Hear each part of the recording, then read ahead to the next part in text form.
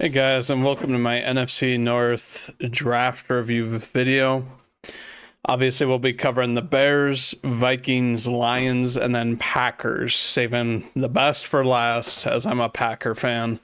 And I'm not really going to hold off my ripping of the other teams, because I'll be real. I think that, a couple teams in the North did very, very well for themselves.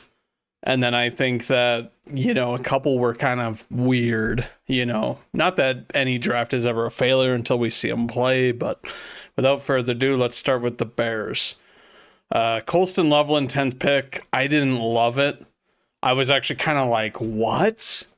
And then people are going on to say that, like, oh, this guy's like Kelsey. Oh, this dude is a receiver. He's just going to get open for free. And, that sort of thing. And I'm like, they also compared him to Sam Laporta, who it's like, oh yeah, he was, Ben Johnson's, tight end back and on the Lions. And I'll tell you this, Sam Laporta had a good first rookie season and was amazing. A lot of people got hurt.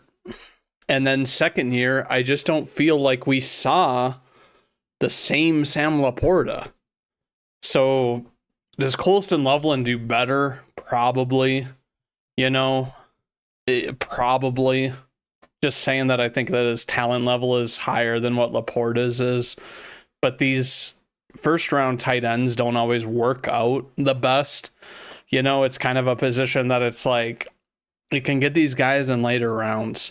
And there were definitely dudes that like fit the same kind of profile of a receiving profile in this draft that it's like, well, I think he can contribute. While I think they need more weapons and wide receiver was a need, and he kind of fits that more than like your prototypical tight end that can block and pass. I didn't overall think it was a crazy good pick, for pick 10 and, that sort of thing. So, looking at this, I'm giving the Loveland pick, I'm giving it a B plus. Just because he was, ranked high, but it's like, I honestly feel like you should have went Tyler Warren, to be honest with you, if you were going to pick a tight end here.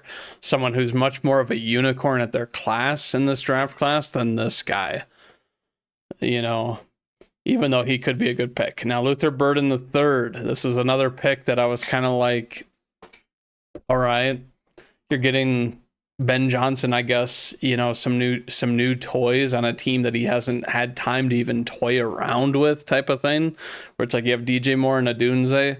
Don't get me wrong, I think they did need wide receiver help, but did they need it this much compared to other positional needs? I really think that they, even though they don't list it up here, I honestly do think that they needed tackle help. They addressed the interior of the O-line in free agency, but they did draft a couple, I guess, in here, but it was kind of like, oh, yeah, I mean, you could have addressed this a bit earlier. And it's one of those things that it's like with Luther Burden, I get it that he like fell here, but it's like there was concerns about his work ethic and practice. And it's like, when you're with a young QB like Caleb, and that sort of thing, and it's like if you can never get chemistry type of thing, that's going to be a huge problem. I am going to give this pick a B plus, however, just because I think, they did get value. It's just not, it doesn't get an A pick because I don't think it's a position of need at the spot they want. And then they get Trapillo. I think Trapillo could develop, he played left and right, type of thing. He's obviously a little lean for 6'8", type of thing. And he played for Boston College.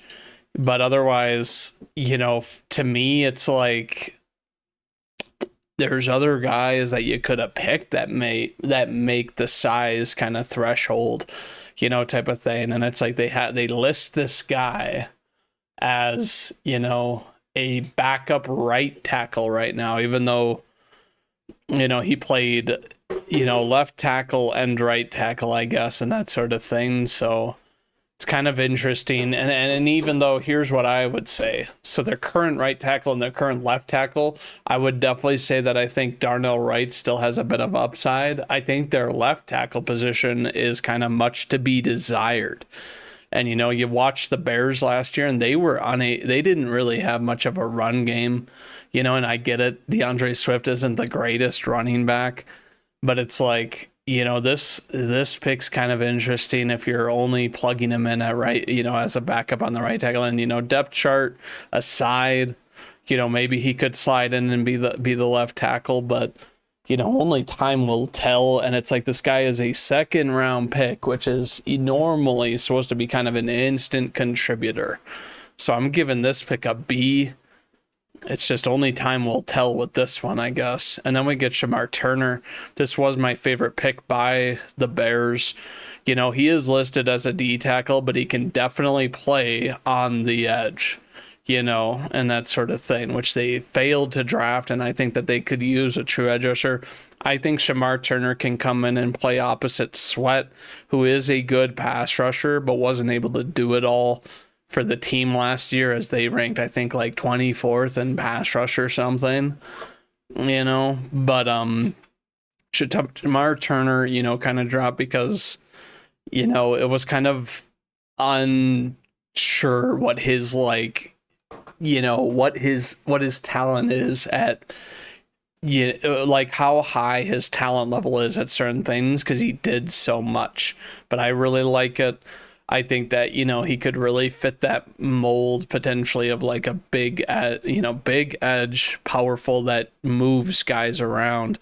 And I mean, he can do both. He can he can defend the run, and he can pass rush. So, an A- here, only because, what if they don't use him as like an actual edge player, type of thing. And then Ruben Hippolyte, I just didn't think that the Bears really needed a linebacker. And at this point in the fourth round, there were other teams that were still grabbing some of these edge rushers. There were some edge rushers with some really good production that were like late round flyers that it's like, oh, maybe you could have grabbed one of those here, even bolster the line with more of a prototypical size guy at tackle. Ruben Hippolyte is a freak of an athlete, so, perhaps he beats out one of these guys on the Bears, but we'll see, if he starts, if he doesn't start, and I do kind of like the pick, but I'm going to give it a B grade as kind of a wait and see. Now, Zaw Frazier, I actually do really like that they grabbed him, for the Bears, not really in the sense that like I'm a Packers fan, and this guy's going to suck. But I think that, opposite of Jalen Johnson, Kyler Gordon is the only, cornerback that I really, really kind of think, has solidified his spot on the team, but he is getting a little bit older. But he's obviously a nickel guy. Zaw Frazier, I think, can compete with Tyreek Stevenson for the starting job, and that sort of thing. So, looking at him, he's obviously got the height, the speed, and that sort of thing. So, that's a really good thing with a guy who's 6'3". He needs to put on a little bit more weight, but he could definitely play outside. I'm giving this one a A- because they did need DB help on this team. Luke Newman, the other tackle. So this guy, interestingly enough, was more of a guard. He's gonna be a backup, which is why I just am like, even though it's another tackle that I think, they needed, he looks like he's gonna be better suited for guard with his size. He's like 6'3", 315 with short arms. Nothing wrong with that, but perhaps they draft him because who knows, Jonah Jackson, who is the weaker link on the interior besides Drew Dahlman and Joe Tooney. I think that, Luke Newman's not going to see that much playing time, if any, his first year. I'm going to give this a B grade. Kyle Manon guy, running back. This guy is someone who makes players miss, but he's not like the fastest dude. So, as this guy can be kind of a receiving back, depending on what Ben Johnson wants to do, maybe he does want to be pass heavy, due to the fact that they don't really have a kind of back that's like run through the tackles type of thing. but it's kind of interesting because Monangai is similar to Swift. They can both, make guys miss and be a receiving threat as well. Maybe they're ready to move on from Swift and make Monangai their feature back. I don't know. That would be kind of wild with a 7th-round pick. Maybe he does impress type of thing. I have no doubt he'll make the team, of course. But, this guy looks like, perhaps he could be a dude that Ben Johnson leans on, but they don't really have, the same kind of backs as Sonic and Knuckles on the Lions. So it's like, it'll be interesting to see, what they do, especially with both tackles kind of being subpar with run blocking, in my opinion. So this pick looks like, I do agree that they needed another running back, type of thing, which obviously, draft need. So I'm going to give this one a B plus, just because they kind of needed it. He fits like the profile of, a guy that isn't exactly the same as any other running back that they have. But overall, for the Bears, I'm giving them a B grade for their draft, because with 4 picks in the first 2 rounds, I kind of imagine that they would do better and have more like Bane players. So it's kind of wait and see. I don't think it was a terrible draft, but it's kind of wait and see. And it's hard with a team that has a new head coach to see what their identity is going to be. But moving on, we have the Vikings next. The Vikings with 5 picks. Donovan Jackson, I've heard people really, really like, but I don't like this pick. I was kind of like, this dude, was a crazy reach, and it's like the Vikings were one of those teams that I was like, oh, most likely to trade down and get more picks because of their lack of picks, obviously in total being 5, but they stuck with it, but they didn't do like what I think they should have done if they stick with 5 picks. Don't get me wrong, guard was a need for them, but overall, to me, it's just like, you get Will Fries in the offseason. You have Ryan Kelly at center. Donovan Jackson is projected to start at left guard type of thing. You still have Brian O'Neill and Darasan. Assuming Darasaw doesn't have a fall from grace because of his injury last year, it's still a very, very good. It's still a very, very good, tackle tandem on the Vikings, which is important with a young QB. I like that they drafted guard, but you had some other, positions of need. Like they could have grabbed Will Johnson right here, you guys. And that would have been a pick that would have been worthy of being solid right here type of thing. You also, you didn't have too crazy of selection at D tackle type of thing, but you could even, you even needed safety, and you could have went Malachi Starks. Maybe they were worried it was a Lewis scene, like, oh, gotcha twice type of thing, but overall, kind of interesting that they go Donovan Jackson here. I'm actually giving this a C plus because I don't like it. Type of thing. Ty Felton in the 3rd round, a compensatory pick. He's interesting, very, very quick at 6'1", and that sort of thing. I don't think the Vikings need Felton, type of thing. I think that the kind of wide receiver that they needed was kind of a smaller, work the underneath type wide receiver, to be honest with you, because while Jefferson can do it all, he just, really gets punished, and, because he's one of the top wide receivers in the league.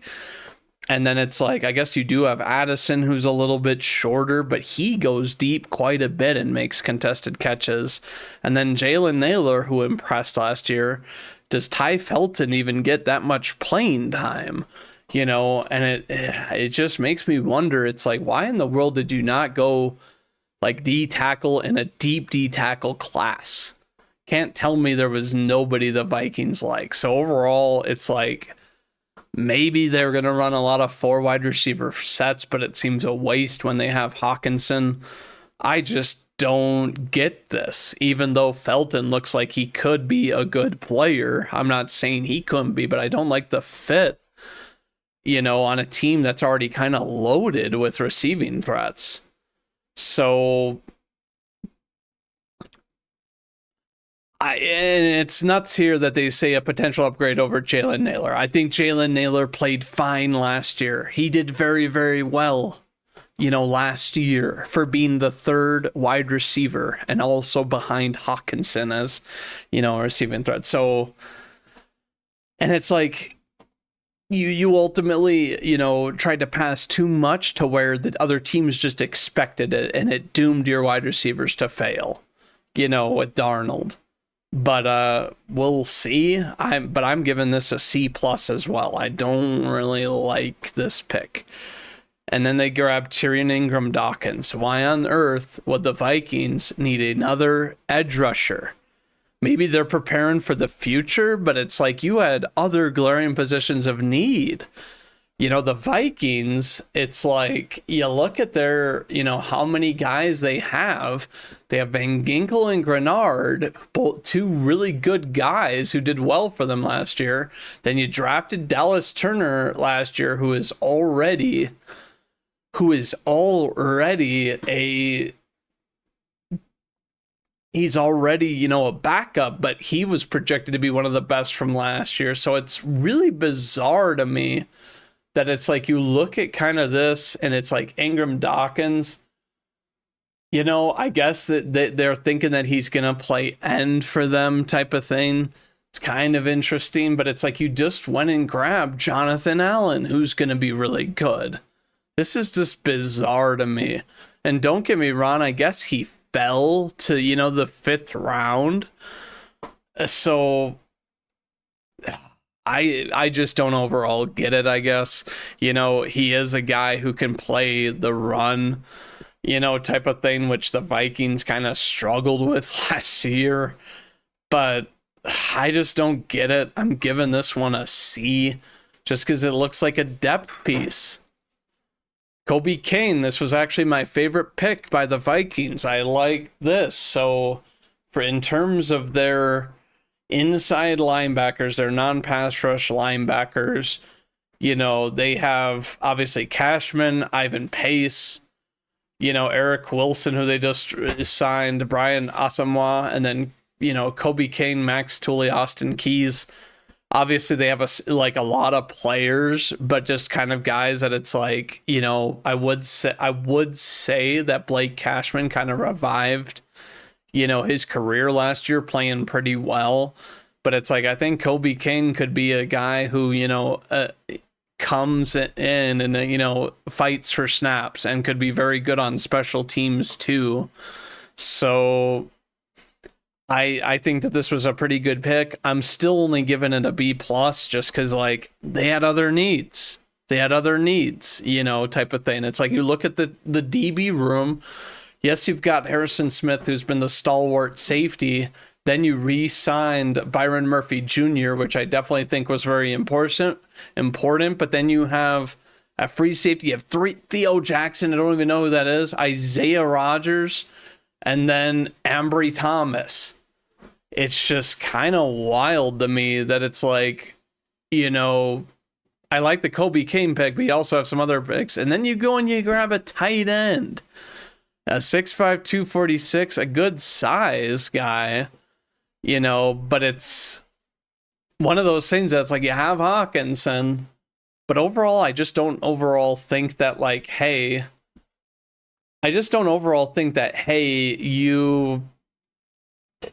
you need this tight end. I'm sorry, but the Vikings, it looks like it's going to be a shootout type year, for them. And it's like, don't get me wrong, they have the running back room with Aaron Jones, Jordan Mason, and Ty Chandler to do so. But it's like you're putting a lot of pressure on JJ McCarthy. And I think that is one of the knocks people had from Minnesota, that it's kind of like, and I don't doubt Kevin O'Connell a lot, but if JJ just doesn't work or he's not good, you're just looking like you didn't have a smart draft and, all that jazz. type of thing. So, moving on, we have the Lions next. So the Lions, Tyleik Williams. Tyleik Williams, I actually do really, really like. He's going to be able to play alongside Aleem McNeil. He is kind of that big body run stuffer that looks like he could potentially develop into a game wrecker. I get that he, over the last 2 seasons, he didn't have crazy production type of thing, but I actually did kind of like this pick, even though I was kind of like, wait, they drafted who? For this team type of thing. He's projected as a backup, but I do think that he could be an upgrade over DJ Reader, who is aging type of thing. And BJ Hill, as we know, has been pretty underrated, but very, very good, these last few years. I know that the Bengals didn't have a good defensive season last year, but, if he's anything like, BJ Hill, he's going to be a disruptive guy, and he's going to help that run defense while also be able to do some other things with his power, that kind of prototypical nose tackle kind of guy. So, well, I do think it's a slight reach. It's like, it looks like he could potentially not get playing time, which I just somehow doubt. I feel like it's, he's going to win the job, ahead of DJ Reader, who also has injury issues, type of thing. So it does say it's a surprising here, but I do kind of trust the Lions. I think, know who they're drafting, to be honest, especially to their D-line. Campbell knows who he wants. I'm going to give this a B+, just a little knock on the reach, to be honest with you. But we move on. Tate Ratledge, the most athletic guard in the draft. Now, I do actually like this pick. This guy's a big mauler. I'm high on Ratledge, type of thing. And it's kind of interesting. Do they start him right away? I think that they do, to be honest with you. I think that the Lions, they just like the kind of taller, bigger O-line guys, in their run game type of thing. And Ratledge can do quite a lot.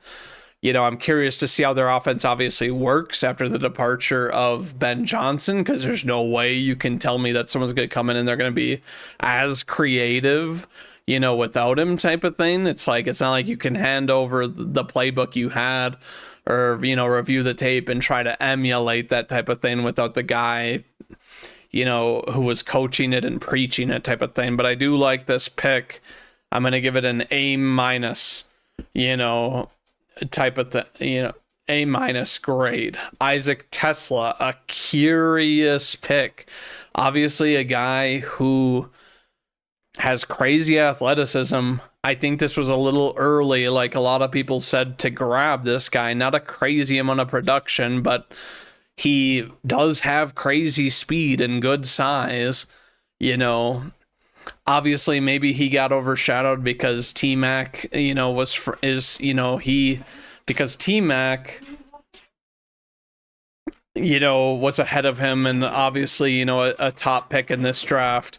But, we'll kind of see with Tesla. It's kind of interesting. I think it's interesting also because Jameson Williams has, there's been rumors around him that he doesn't want to be on the Lions anymore type of thing. And I mean, maybe he just wants to leave because he knows without the creative playmaking, this team may fail because of Goff's limitations. Who knows? That's kind of just a theory that I'm spewing out there, but perhaps this could help. If you have two crazy good deep threats type of thing, it's going to be really hard to guard Amon-Ra St. Brown. And this guy could definitely be an upgrade from, Tim Patrick. Goodness, I'm sorry, I forgot his last name. But overall, I'm going to give this one a B as a wait and see, because he's obviously got to beat out someone for a job. Miles Frazier. It's interesting to me that they went another guard. I don't think they need another guard, if I'm being honest, type of thing. I think they needed to kind of go for like a bona fide edge, which they do with their next pick. That's a little bit pass this one.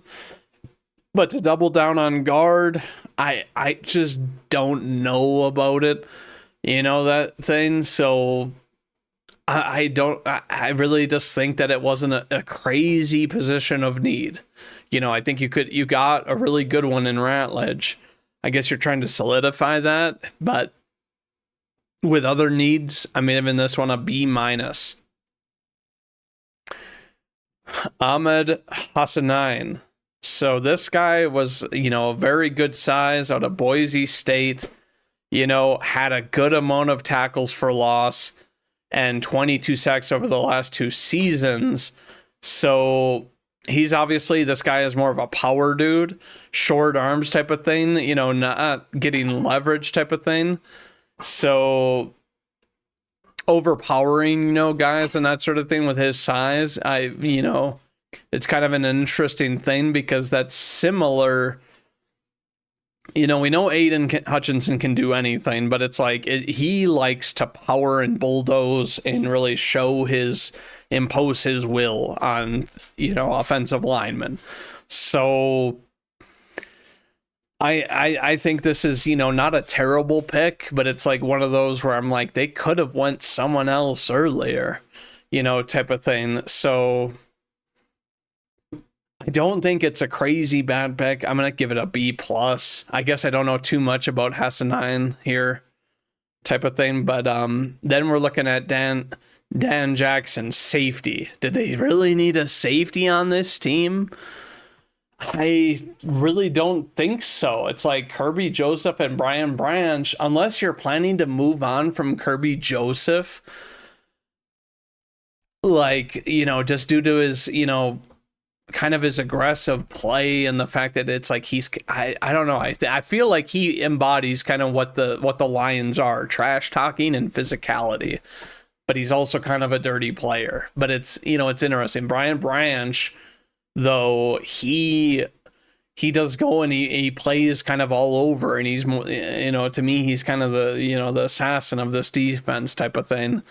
But Dan Jackson, I mean, I wonder how they'll use him. I don't know how they're going to use him. I'm giving this one a C grade just because it wasn't a position of need. Dominic Lovett, Georgia, wide receiver. So Lovett, obviously, you know, a slot wide receiver, they don't really need another one of these. So, you know, good hands and that sort of thing. You know, or I mean, I guess, you know, drop some passes, but it's like is able to contort and, you know, go to make any sort of catch, you know, type of thing. That he just needs to settle in on his craft. I don't know if I like this pick a lot either, just because it's like you have Amon-Ra St. Brown, you know, and it's just strange to me. This is, you know, the second team that I'm kind of unsure about. Don't get me wrong, some of their picks kind of hit me with me, but a lot of them don't. You know, like I like, you know, Williams, Ratledge, Tesla, maybe. But it's like the rest of these are kind of like question mark type picks to me. So it's like, who knows? We'll see how it works out with the Lions. It's not like they have a ton of holes. You know, obviously last year they had a ton of injuries, so it's kind of hard to determine maybe what they did actually like need, you know, but overall, you know, for a 7-pick draft, it was kind of oddball to me. So I'm giving this, you know, a B minus, just because I feel like a lot of these guys won't be contributing right away. Now on to my Packers, who I really ecstatic about, you know, who they drafted, to be honest with you, and that's not me without any reason. So Matthew Golden, the first wide receiver pick since Javon Walker in 2002. First one in 23 years, you guys. I was 13 when they drafted Walker. But Golden. And a lot of people are kind of knocking, saying that like, oh, this doesn't solve the wide receiver 1 issue. It doesn't solve, you know, this and that, because none of the wide receivers in this draft, they were all, you know, there was very good ones. And of course, the Unicorn Hunter, there's no doubt in my mind he could be a wide receiver 1, but there was question marks around the rest of these guys. I just think that, in college, it's a different ball game, and we don't know who's going to really pan out to be a crazy wide receiver. You can't tell me there's only one that's going to pan out as like a crazy elite number one wide receiver. I think that Golden was, very, very good. I'm really glad they drafted him. I definitely think that with the injury to Watson and him potentially, more than probable to miss time, they needed another kind of blazer, because it's like, well, Romeo Doubs has pretty good speed. Bo Melton has pretty good speed. Those guys just don't really have the like burn factor to their speed, if I'm being honest. So it's like, I really, really like it. And Golden can play outside too. He plays bigger than his size, so it's like the Jaden Reed news going around that he's upset.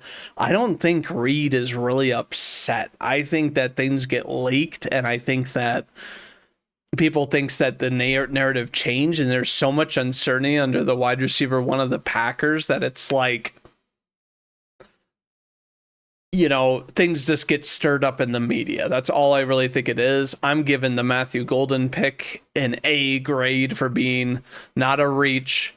And he comes down to them at 23, which was his ranking type of thing. And I mean, the position ranking here, see it as you will. He's ranked only behind Travis Hunter. I think it could more, he has more than the potential to be very, very, very good, type of thing. So I'm giving this an A. So, and, we'll leave it at that. Anthony Belton, who was an interesting pick. I think the Packers are really trying to go in the direction to better their run game. I think that this isn't too surprise of a pick like most people said. I think that the O-line, wasn't the greatest in terms of rushing, but the Packers running backs were able to make them look better than they were. I'm not saying that there's not good pieces on the O-line like Elton Jenkins, Zach Tom, and then Rasheed Walker's pretty damn good. I think that Sean Ryan is kind of he's a plug and play, but you know what you're going to get out of him. And then last year you obviously had kind of a center that was underperforming, that isn't on the team anymore. So I think that they're really looking for some competition.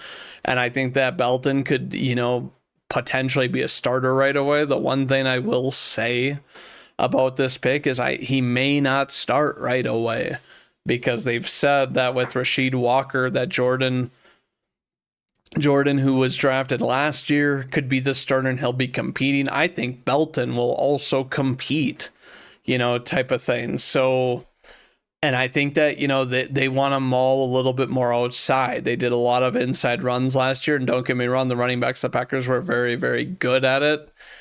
Jacobs, Emmanuel Wilson, and then Brooks. But I think this is a solid pick.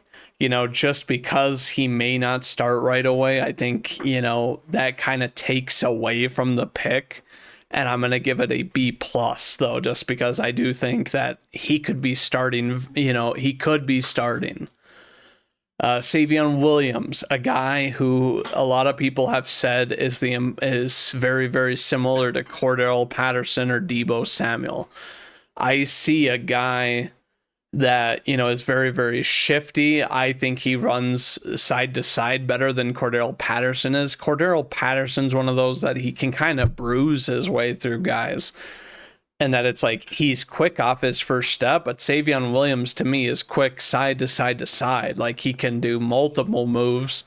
I think has a little bit of a leaner frame than Cordell Patterson is, and I think the Deebo kind of comparisons I just don't like, but this is a guy who wanted to go to the Packers. I think that alone makes it kind of a good pick and a good match, because you're probably going to get easily the best out of him.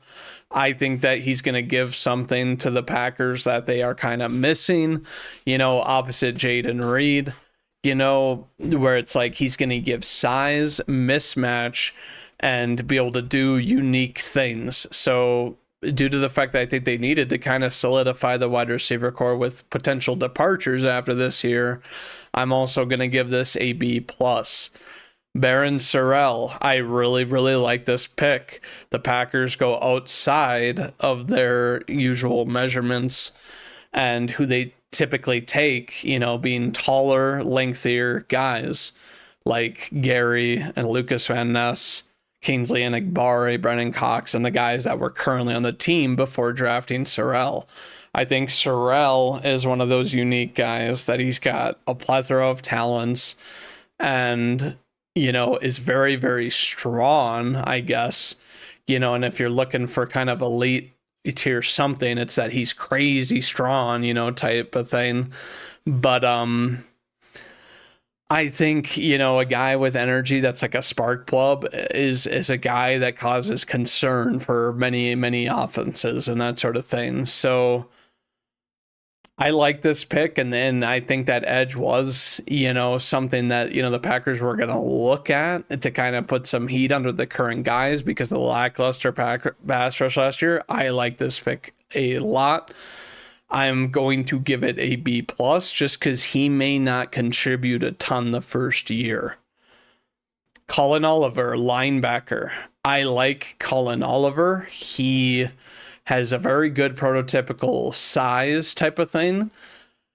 Whether he sees a lot of playing time is another thing, with Edgerrin Cooper, Quay Walker, and even the recent signing of Isaiah Simmons. I think, that Colin Oliver, kind of got brought in for other reasons. I think he's a dude who kind of aligns more with Edgerrin Cooper in terms of like that he's a blitz package type dude. So it's like, he can rush, he can, he can drop back, he can throw the offense off and that sort of thing. And he's got good size.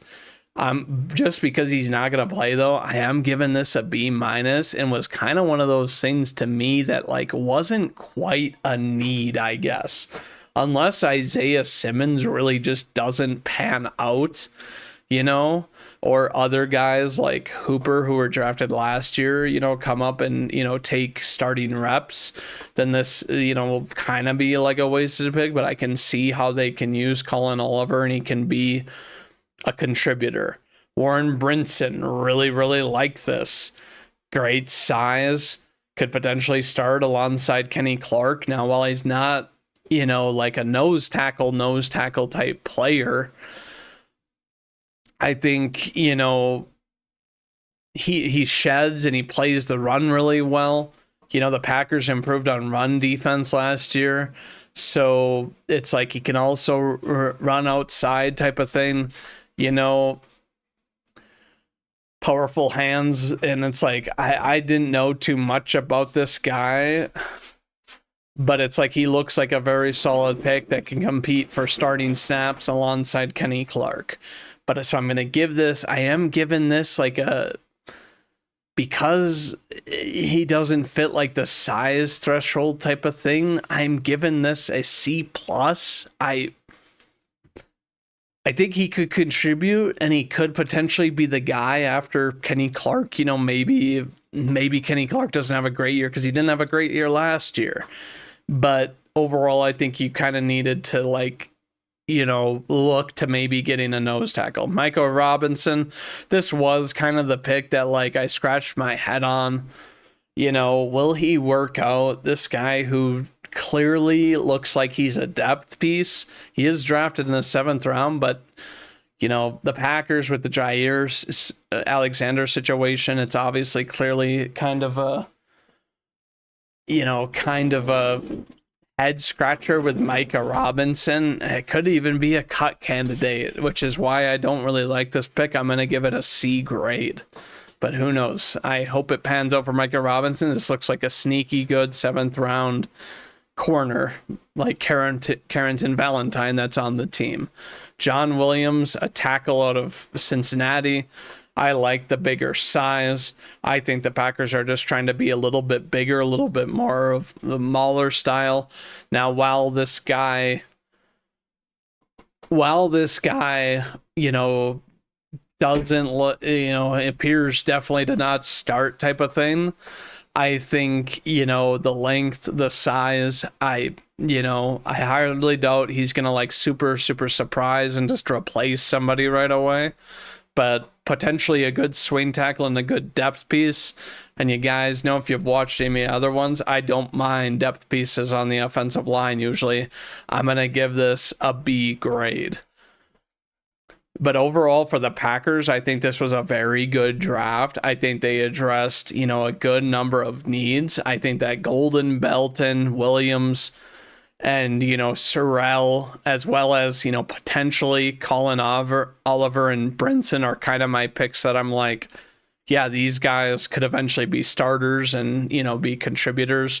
I'm giving the Packers an A- just because it is a little bit of a question mark with the depth of the corner room, and whether or not they'll gel together with like newly added piece Nate Hobbs, even though I do think Nate Hobbs will do I think he'll do pretty well, in the scheme that Halfley runs. But tell me what you guys think, about any of the drafts that I graded right here, and whether or not you have conflicting opinions on some of the picks. But or tell me some of your favorite picks. But as always, this is Cast, and go Pack, go.